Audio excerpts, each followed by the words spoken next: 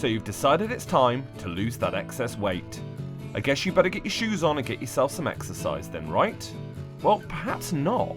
Today we're going to look at why this age-old idea for losing weight isn't all it seems.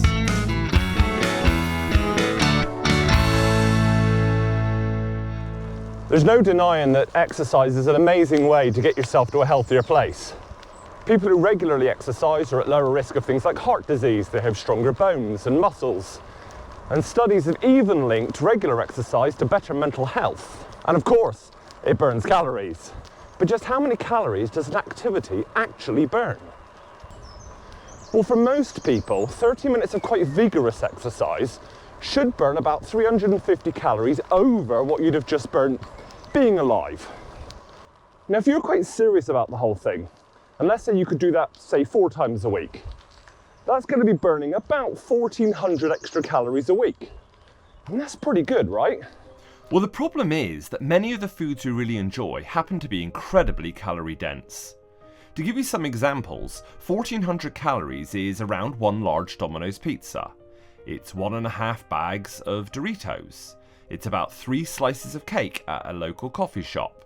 It's 2 packets of Oreo biscuits, or just 2 bags of fruit pastels. So ignoring the other health benefits for a moment, giving up a bag of sweets and a packet of biscuits in a week would have the same effect on your body fat as nearly 2 hours of vigorous exercise. And I'm afraid it gets worse, because the previous example I used was actually hill sprinting. A more moderate 2-hour exercise, something like swimming, or in this case cycling, only burns around 600 to 800 calories over your normal rate, which is just 2 large jam donuts.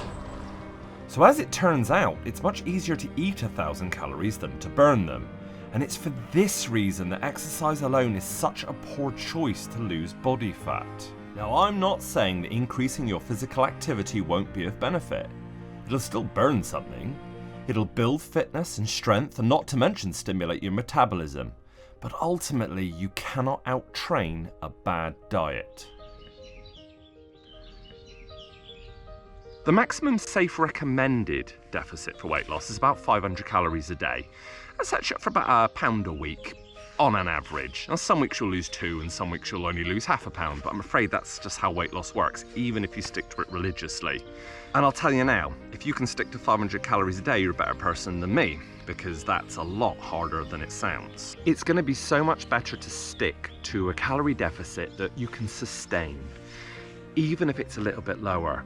It's going to be better to have something you can stick to than raiding the fridge at 2 in the morning every day and trying to convince the family that you've got borrowers. If you're serious about using the extra notches on your belt, then it's going to start from making smarter food choices, finding foods that are still satisfying but less calorie dense. I could easily polish off the 2 aforementioned donuts, but I'm not sure if I could eat 7 apples. Both are going to be about 650 to 700 calories. And when you think about the extra nutritional benefits that the apples bring to the table, well, to me it's an obvious choice. I'm cycling for 2 hours and eating the donuts.